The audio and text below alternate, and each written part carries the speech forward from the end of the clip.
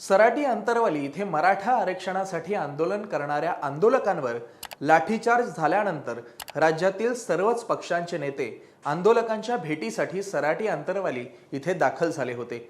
यात शरद पवारांचाही समावेश होता, पण शरद पवार आंदोलनस्थळी दाखल होण्याच्या आधीच त्यांचा ताफा सराटी अंतरवाली या गावच्या बाहेरच मराठा आंदोलकांनी अडवला। शरद पवार यांच्या विरोधात घोषणाबाजीही करण्यात आली। मागच्या 40 वर्षात शरद पवारांनी काय केलं असा प्रश्न त्यावेळी आंदोलक शरद पवारांना विचारत होते। त्यामुळे आपण शरद पवारांनी मागच्या 40 वर्षात मराठा समाजाच्या आरक्षणासाठी नेमकं काय केलं, मराठा समाजाचा शरद पवार यांच्यावर एवढा रोष का आहे, या प्रश्नांची उत्तरे या व्हिडिओच्या माध्यमातून देण्याचा प्रयत्न करणार आहोत। नमस्कार, मी सुप्रीम मस्कर आणि कॅमेऱ्यावर आहेत साक्षात सावंत।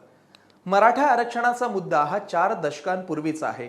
1981 मध्ये माथाडी कामगार नेते अण्णासाहेब पाटील यांनी मराठा समाजासाठी आरक्षणाची मागणी केली होती। 22 मार्च 1982 ला अण्णासाहेब पाटील यांनी मुंबईत मराठा आरक्षणासाठी पहिला मोर्चा काढला होता। तेव्हा महाराष्ट्रात काँग्रेसचे सरकार होतं। त्यावेळी काँग्रेस सरकारने आरक्षण देण्याचे आश्वासन अण्णासाहेब पाटील यांना दिलं, पण लगेच सरकारने आपले शब्द फिरवले। त्यामुळे व्यथित झालेल्या अण्णासाहेब पाटील यांनी स्वतःच्या डोक्यात गोळी घालून आत्महत्या केली। तेव्हापासून मराठा आरक्षणाची मागणी जोर धरत गेली। त्याच वेळी शरद पवारही महाराष्ट्राच्या राजकारणात आपला जम बसवत होते। 1978 मध्ये शरद पवारांनी वसंतदादांच्या विरोधात बंडखोरी करून मुख्यमंत्री पदाची खुर्चीही मिळवली। त्यानंतर शरद पवार महाराष्ट्राचे 4 वेळा मुख्यमंत्री झाले, पण त्यांनी मराठा आरक्षणाच्या संदर्भात कधीही सकारात्मक भूमिका घेतल्याचा दाखला मिळत नाही।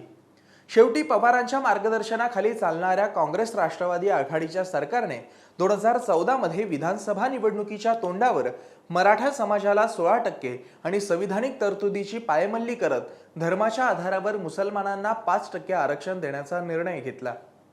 पण हे आरक्षण उच्च न्यायालयातही टिकले नाही। यामागे सर्वोच्च न्यायालयाने आरक्षणावर लावलेली 50% मर्यादा कारणीभूत ठरली। आज शरद पवार केंद्र सरकारने मराठा समाजाला आरक्षण देण्यासाठी 50% मर्यादा संसदेत कायदा करून वाढवावी अशी मागणी करत आहेत। पण शरद पवार 2004 ते 2014 मध्ये यूपीए सरकारमधील एक शक्तिशाली मंत्री होते। त्यामुळे त्याच वेळी त्यांनी हा कायदा का केला नाही असा प्रश्न आज मराठा समाज त्यांना विचारत आहे। त्याच वेळी पवारांनी दुसराही कायदेशीर सल्ला राज्य सरकारला दिला, तो म्हणजे वटहुकूम आणण्याचा। काँग्रेसने दिलेले आरक्षण रद्द झाल्यानंतर तत्कालीन मुख्यमंत्री देवेंद्र फडणवीस यांनी मागासवर्गीय आयोगाच्या अहवालाच्या शिफारशीनुसार मराठा समाजाला 13% आरक्षण दिलं। या आरक्षणाला उच्च न्यायालयाने योग्य ठरवलं, पण त्यानंतर पुन्हा शरद पवारांच्या मार्गदर्शनाखाली स्थापन झालेल्या महाविकास आघाडीच्या सरकारच्या काळात मराठा आरक्षणाला सर्वोच्च न्यायालयाने स्थगिती दिली। ती तारीख होती 5 मे 2021। त्यानंतर महाविकास आघाडीचे सरकार कोसळलं, ती तारीख होती 30 जून 2022। म्हणजे मराठा आरक्षण रद्द झाल्यानंतर 1 वर्षापेक्षा जास्त काळ महाविकास आघाडीचं सरकार सत्तेवर होतं। त्यावेळी मराठा आरक्षणासाठी शरद पवारांनी आणि त्यांच्याच मार्गदर्शनाखाली काम करत असलेल्या ठाकरे सरकारनं काय केलं, त्यांनी मराठा आरक्षणासाठी कायदा का केला नाही असा प्रश्न मराठा आंदोलकांच्या मनात आहेच। त्यामुळे पवारांना मराठा आंदोलकांच्या रोषाला सामोरे जावं लागतंय। गोष्ट आरक्षणावरच संपत नाही।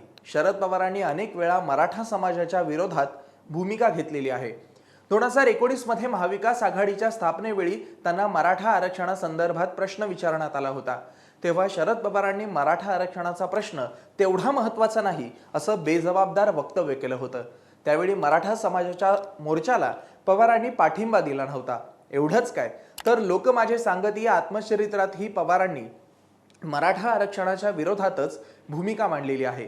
त्यामुळे आंदोलकांना शरद पवार यांच्यावर विश्वास राहिलेला नाही।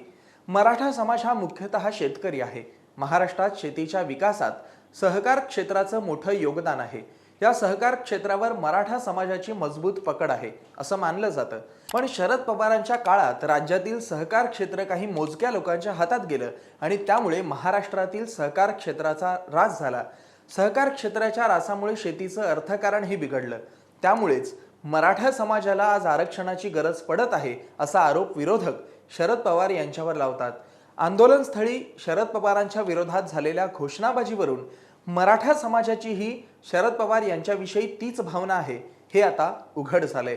शरद पवार यांच्याविषयी मराठा समाजाचा रोष आधीपासूनच होता, तो फक्त आता समोर आला आहे असं मत अनेक राजकीय जाणकारांचं आहे. दिल्लीच्या राजकारणात मराठा नेता म्हणून मान मिळवणाऱ्या शरद पवार यांच्यासाठी हा मोठा धक्का आहे. शरद पवारांना दिल्लीच्या राजकारणात कायम एक मराठा नेता म्हणूनच ओळखण्यात आलं, पण आता शरद पवार यांना मराठा समाजाने नाकारल्यामुळे शरद पवारांची मोठी राजकीय गोची झाली आहे. तुम्हाला काय वाटतं? शरद पवारांनी मराठा समाजाच्या कल्याणासाठी प्रामाणिक प्रयत्न केले का, की नुसतं राजकारण केलं? यावर तुमचं मत काय हे आम्हाला कमेंट करून नक्की कळवा. असेच माहितीपूर्ण व्हिडिओ पाहण्यासाठी MHA MTVच्या यूट्यूब चॅनलला सबस्क्राईब करा आणि फेसबुक पेजला लाईक करा. धन्यवाद.